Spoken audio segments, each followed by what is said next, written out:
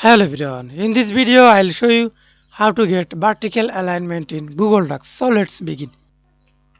First, for the best way, go to Insert tab, Table, use on into on table box, then type any text or copy paste,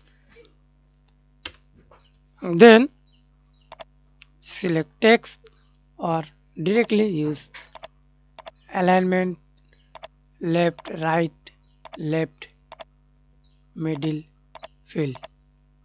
Okay. Again, right click on your mouse, table options, style, quick layout,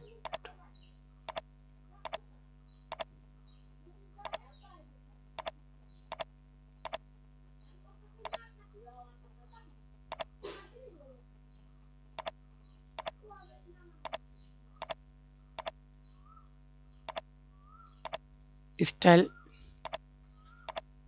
alignment, left, right, middle, column, column wide, height, cells, vertical alignment, top, middle, bottom, cell padding 0 and table border 0. That's it. Thanks for watching. Please like, comment, share and subscribe to my channel.